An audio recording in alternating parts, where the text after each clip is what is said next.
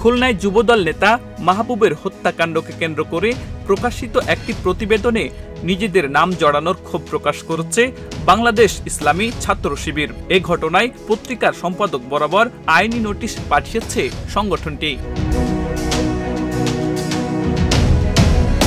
12 জুলাই শনিবার দৈনিক খুলনা অঞ্চল এর প্রথম 4 পৃষ্ঠায় প্রকাশিত প্রতিবেদনের শিরোনাম ছিল যুবদল নেতা মাহবুব শিবিরের টার্গেট কিলিং এর শিকার। এতে ছাত্র শিবিরকে হত্যাকাণ্ডের সঙ্গে জড়িয়ে উল্লেখ করা হয়।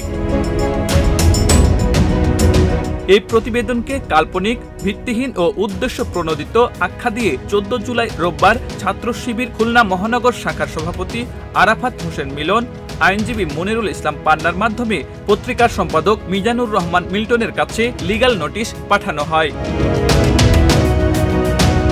নোটিশে বলা হয়েছে, উক্ত প্রতিবেদনে কোনো প্রমাণ ছাড়াই ছাত্র শিবিরকে দায়ী করা হয়েছে, যা সম্পূর্ণ মিথ্যা ও মানহানিকর। এতে সংগঠনের ভাবমূর্তি ক্ষুণ্ণ করা হয়েছে এবং প্রকৃত অপরাধীরা আড়াল পেয়েছে।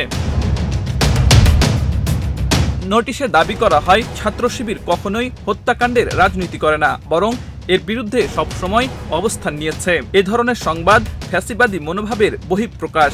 এতে আরও উল্লেখ করা হয়, আগামী 3 দিনের মধ্যে পত্রিকাটিকে একই পেজ ও কলামে প্রকাশিত বিভ্রান্তিকর সংবাদের জন্য আনুষ্ঠানিকভাবে ক্ষমা চেয়ে সংশোধনী প্রকাশ করতে হবে। ছাত্র শিবিরের নেতৃবৃন্দ মাহবুব হত্যাকাণ্ডের তীব্র নিন্দা জানিয়ে বলেছেন, আমরা শোকাহত পরিবারের পাশে আছি। অনতিবিলম্বে নিরপেক্ষ তদন্ত করে প্রকৃত হত্যাকারীদের আইনের আওতায় আনতে হবে।